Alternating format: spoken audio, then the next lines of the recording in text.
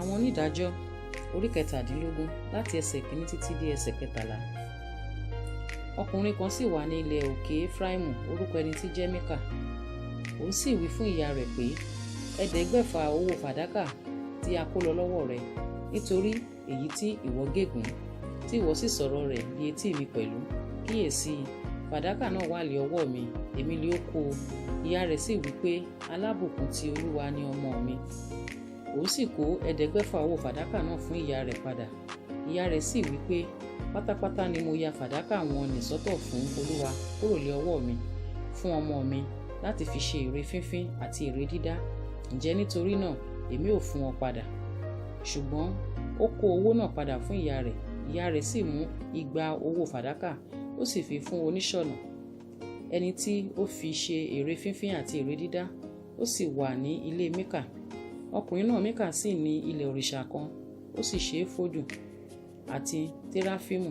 Ó sì yá ọ̀kan nínú àwọn ọmọ rẹ̀ ọkùnrin sọ́tọ̀, ẹni tí ó sì wá di àlùfáà rẹ̀.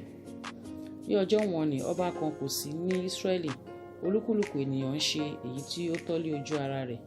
Ọmọkùnrin náà sì ti Bẹ́tílẹ́hẹ́mù Júdà wá, tí í ṣe ìdílé Júdà, ẹni tí í ṣe ẹ̀yà Léfì, òun sì ṣe àtìpó níbẹ̀. Ọkùnrin náà sì ti ìlú Bẹ́tílẹ́hẹ́mù Júdà lọ láti ṣe àtìpó níbikíbi tí ó bá rí. Òun sì dé ilẹ̀ òkè Efraimu sí ilé Míkà bí ó ti ń lọ.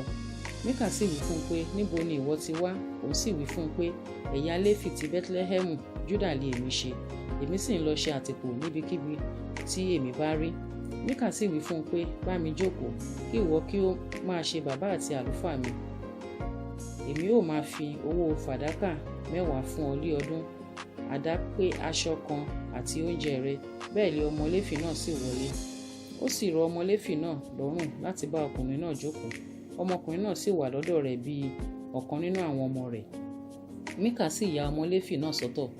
Ọmọkùnrin náà sì wá di àlùfáà rẹ̀, ó sì wà nínú ilé Míkà. Míkà sì wí pé, ǹjẹ́ nísinsìnyí lé èmi tó mọ̀ pé Olúwa yóò ṣe mí lé oore, nítorí tí èmi lé ọmọ Léfì kan lé àlùfáà mi.